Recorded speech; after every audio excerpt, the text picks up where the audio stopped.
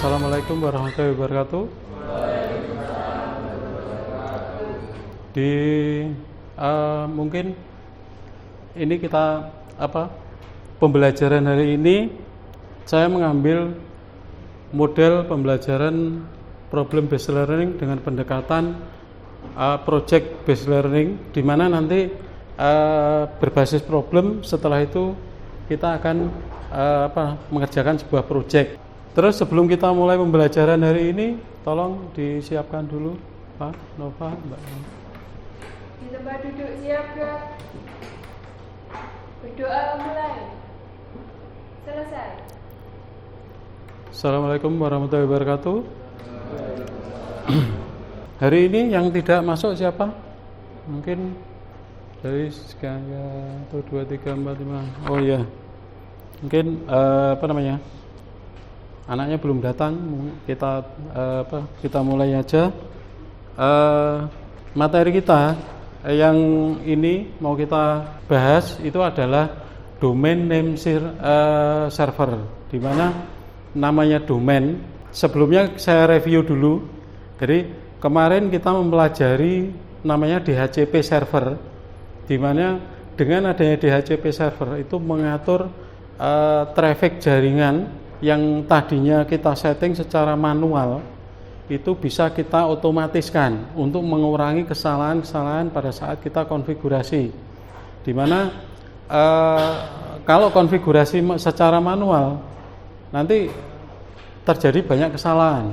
Untuk mengurangi atau melimitasi kesalahan-kesalahan yang terjadi pada saat kita konfigurasi, perlu adanya otomatisasi.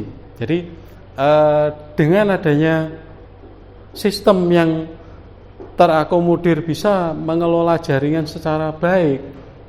Dan kemarin kan juga DHCP server itu punya banyak sekali kelebihan. Kelebihannya adalah dia untuk menangani jaringan yang besar. Oke, sebelum kita mulai, kita pretest dulu untuk mengecek kondisi. Ya, ini bisa di scan yang pretest dulu ya.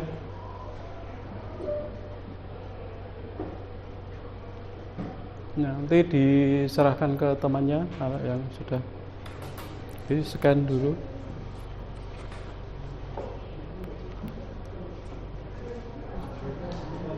Saya kasih waktu 10 menit untuk mengerjakan pretest sambil saya menyiapkan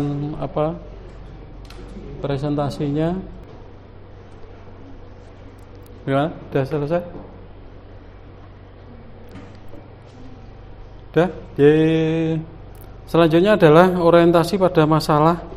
Jadi DNS server itu adalah sebuah perangkat basis data atau server, di mana server ini menangani dynamic atau domain name system, di mana ini menangani seluruh IP address yang biasa kita gunakan untuk mentranslatekan atau menerjemahkan IP address itu ke dalam sebuah web. Jadi kronologisnya gini. Jadi DNS server itu terdiri dari dua, bisa jalan di Windows dan juga di Linux. Terus gini, di mana fungsi utama DNS server itu menerjemahkan nama domain yang biasa kita gunakan. Seperti nama domain itu kan macam-macam ya. Ada yang ini .com, lalu .org, .net, terus government. Nah, ini ada artinya sendiri. Ini namanya top level domain. Sedangkan ID yang ada di sebelah kanannya ini adalah kode dari negara. Jadi kalau misalkan Singapura ya SG, kalau Malaysia ya MY, kalau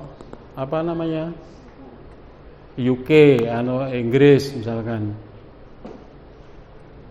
US itu untuk Amerika dan lain sebagainya, itu kode untuk negara. Jadi untuk selanjutnya adalah ini, Google dan YouTube itu adalah layanan web server yang dimana memerlukan IP address publik agar dapat diakses oleh pengguna di dunia dengan aplikasi web browser. Repotnya di situ tulis repot. Jika user harus menghafal IP address, maka peran DNS server ini untuk mengubah IP address menjadi nama domain itu sangat diperlukan. Sama seperti kalian, kita ibaratkan kalian punya phone book atau kotak apa namanya? Kotak telepon, kontak, alamat kontak telepon. Itu kan kita tidak perlu ngapalin nomor kancamu sak sekolahan, tidak perlu kan? Kamu ketikkan namanya aja di situ sebagai tanda pengenal. Nah, IP address sebenarnya juga menerjemahkan itu. DNS itu juga menerjemahkan itu. Jadi alamat IP address yang biasanya kita gunakan untuk membuat alamat atau menandai sebuah alamat dalam jaringan itu bisa kita sederhanakan. DNS itu punya dua komponen, namanya yang pertama adalah TCP, transfer IP address itu ya, dan UDP, user datagram protocol. Nah, protokol ini UDP ini tugasnya hanya mengantar pesan. Jadi ada user request diantarkan, entah itu user yang mana, itu diantarkan semua. Jadi dia sifatnya connectionless, hanya koneksi. Dia tidak bertanggung jawab atas validitas data. Jadi untuk validitas datanya ada, namanya ini TCP/IP. Ini konfigurasinya itu disesuaikan dengan ini. Jadi IP address-nya harus cocok. Tidak cocok, dibalik nih karo TCP/IP. Logikanya seperti itu. Jadi kalau kita mengetikkan sesuatu, misalkan dasarnya IP address, ini harus benar-benar cocok. Benar. Jadi kalau IP address-nya tidak cocok, pasti akan dikembalikan sama TCP/IP. Kalau UDP tidak, dia request dari manapun diterima, diterne nang ngarepe server. Plek. Kok terima apa ora? Ndak, ya wis, dia selesai ngantar, kembali lagi ke posnya. Ada request lagi, diantarkan lagi, wis ngono tok tugasnya. Mengorganisasi siswa untuk belajar, saya bagikan LKPD-nya, terus kita buat kelompok 4 orang ya. Kelompoknya 4 orang, campur 4 orang, ada kurang 1. Tuh.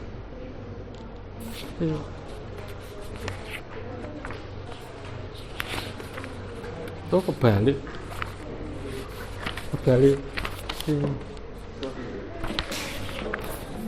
Kualik anu nih, kayak nyetai plus kualik ya. Ini. Sudah 4 orang dong.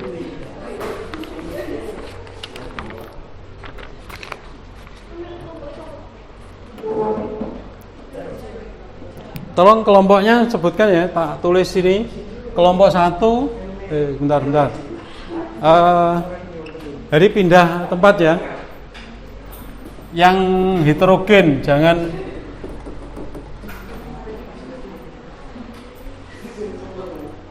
namanya sebutkan kelompok 1. Kelompok 1 siapa aja? Nova. Terus siapa? Arum. Di mana? Terus siapa sana? Satunya ini, siapa di tengah ini? Ya Reza. Siapa? Tengah siapa? Nama siapa? Yang tengah siapa? Duta.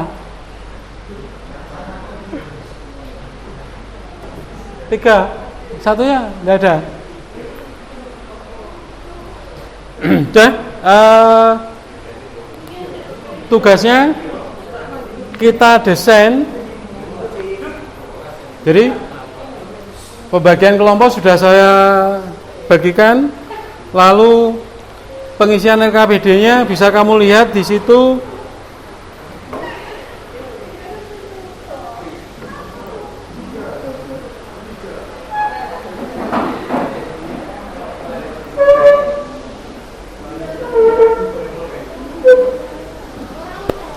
Udah.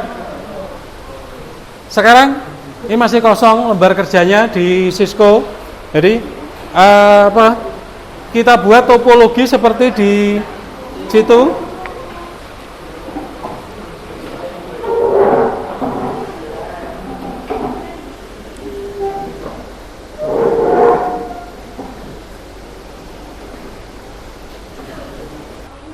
Nah, sudah. Belum, Pak. IP address-nya mana? Jadi untuk servernya IP-nya adalah 192.168.10.1. Terus subnet masknya adalah 255.255.0. DNS-nya itu samakan dengan yang atas. Jadi 192.168.10.1 itu untuk DNS ya. Gateway-nya sebenarnya kosong, nggak usah diisi nanti kalau Jadi untuk melakukan konfigurasi, yang pertama kita konfigurasi adalah servernya dulu. Jadi masuk ke IP address-nya. Jadi dari situ dimasukkan dulu IP address-nya iki. IP address dari server. Oh, lega dicontoni tkj2.com. Nah, harus muncul ini ya nanti. Nah, ini. Jadi di sini di konfigurasi itu kan ada interface kan di sini tuh fase Ethernet 0 ya. Itu kamu isi aja gateway DNS server, itu kamu isi IP address-nya. Bisa. Kalau dulu di custom. Nggak apa-apa. Rapireng.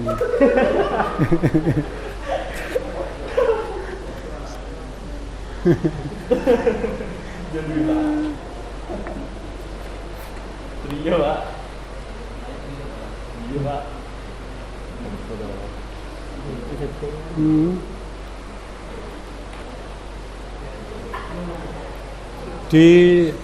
Di kliennya bisa ya? Kok cowok Mati, Pak.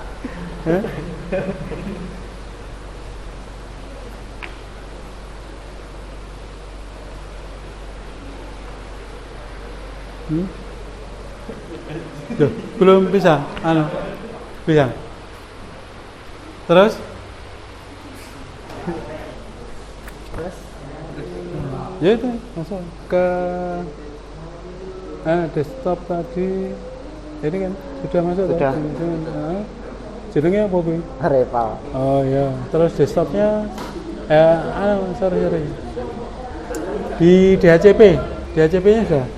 Belum. Nah, ini di on kan dulu. Setelah itu kamu isi DNS-nya sama itu gateway-nya itu. Podo.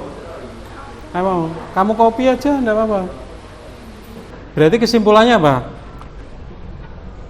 DNS itu bisa kita isi di klien secara manual maupun secara otomatis. Tapi harus DNS-nya harus sama. Jangan alamat DNS-nya enggak ada, jadi kan enggak connect kan. Kalau munculnya kan resolved. Jadi pada saat dia mengirimkan transmisi atau mengirimkan datanya, dia akan kehilangan data di jalan. pengembangan menyajikan hasil karya, tolong salah satu kelompok membuat kesimpulan atau maju. Resa.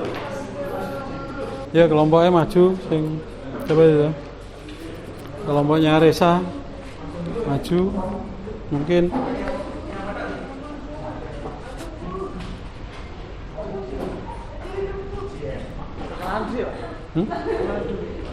Nah, yes. Kalau wakilnya kelompok.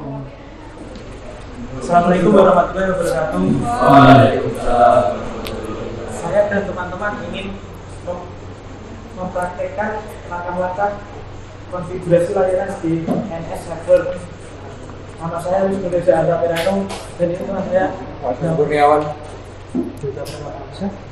Kali ini kita akan menerangkan langkah-langkah konfigurasi layanan DNS server.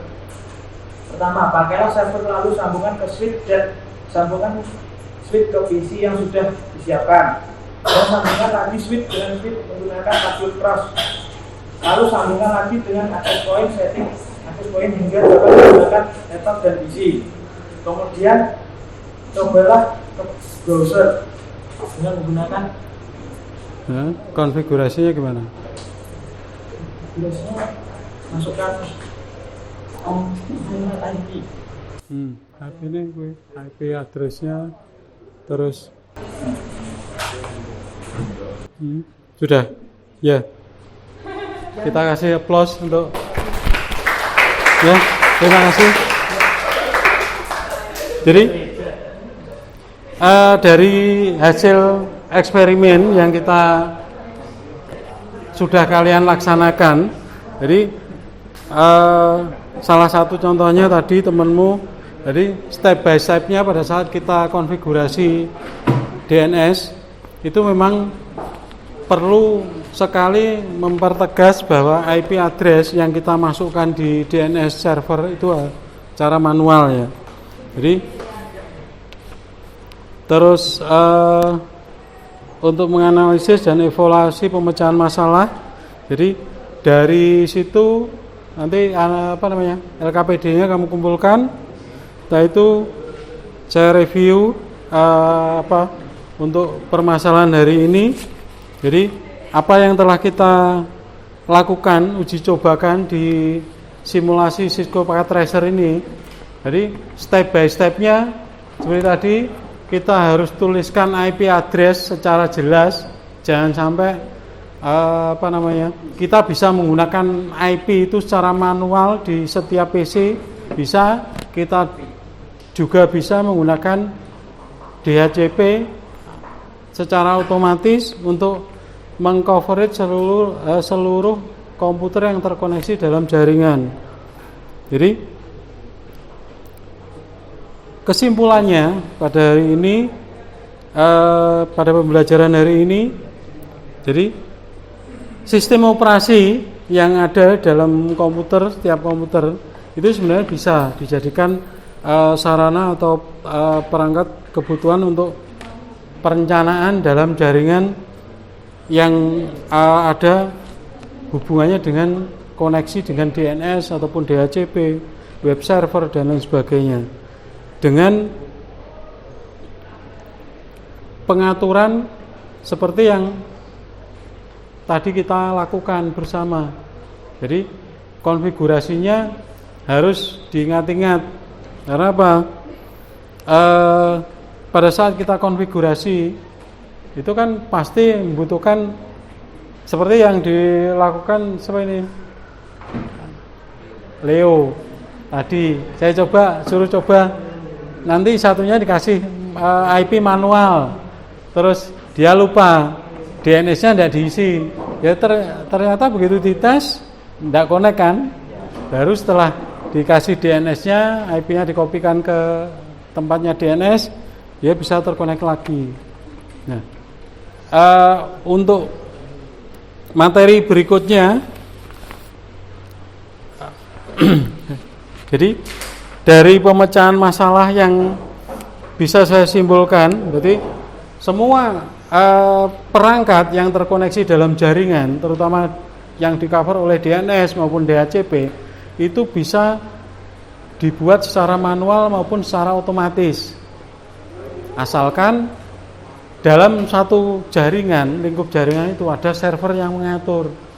Kalau kamu hanya di situ menggunakan switch, itu tidak bisa dibuat secara otomatis, harus ada servernya. Server itu fungsinya untuk apa? Menyimpan histori dari alamat-alamat itu. Jadi seperti tadi kita membuat koneksi ini jadi otomatis semua. Ini ya. Ini kan kalau kita buka di di konfigurasi, jendela konfigurasi IP address, di situ kan semuanya serba menggunakan DHCP, otomatis semua. Ini karena fungsi dari DHCP itu adalah mendistribusikan nomor IP address ke semua alamat komputer.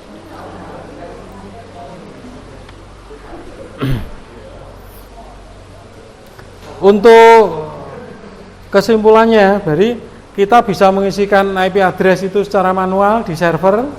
Jadi asalkan ada servernya, DHCP ataupun DNS itu bisa terkoneksi dalam lingkup jaringan yang besar. Jadi syaratnya harus ada servernya.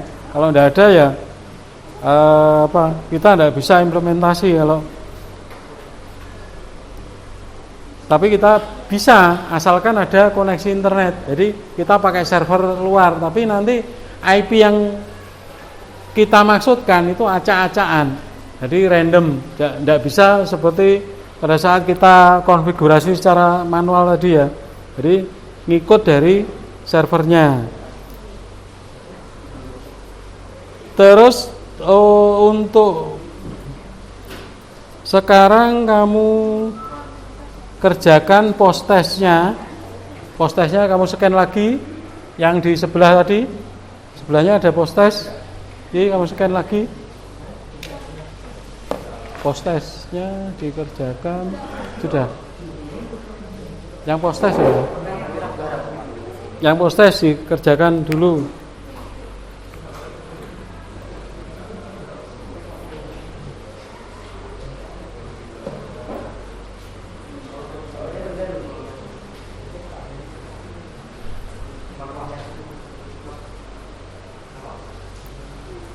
Jadi setelah kamu kerjakan post testnya, untuk pembelajaran minggu depan kita akan mempelajari backup dan restore serta keamanan dari DNS server. Jadi kalau untuk pengelolaan filenya nanti bisa include dengan backup dan restore. Jadi DNS itu sebenarnya punya fasilitas untuk backup dan restore untuk mengamankan file data yang tersimpan. Jadi data yang tersimpan dalam DNS itu bisa di backup dan bisa di restore. Di restore itu maksudnya dikembalikan ke posisi semula. Sudah, cuma.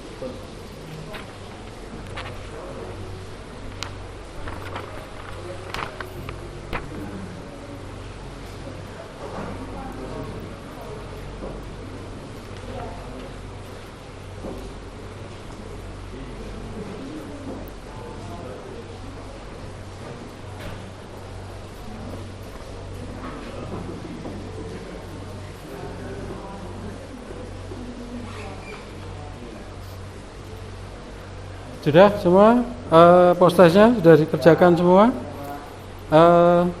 Jadi untuk materi ke depan, backup dan restore serta keamanan dari DNS server, di mana kebijakan untuk backup secara rutin di zona file dan konfigurasi DNS itu bisa disimpan di backup di tempat yang aman dan terlindungi. Jadi sama seperti kalau kita pakai Google Drive dan lain sebagainya, itu kan ada backupnya di Google. Di Di situ ada uji proses restore untuk memastikan bahwa backup dapat dikembalikan dengan sukses. Dan untuk fitur keamanannya, DNS server itu punya DNS SEC. Jadi untuk melindungi integritas data, menggunakan firewall untuk melindungi DNS server dari serangan eksternal, memonitor log dan lalu lintas DNS untuk mendeteksi aktivitas yang berniat untuk kejahatan atau ekstrim. Untuk pembelajaran hari ini kita tutup dengan doa. Monggo ketua kelas pimpin doanya.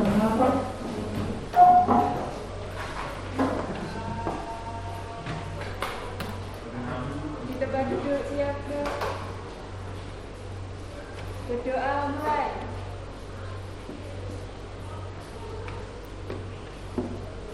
Selesai. Semoga pembelajaran hari ini bisa bermanfaat untuk kedepannya. Saya akhiri dulu. Assalamualaikum warahmatullahi wabarakatuh.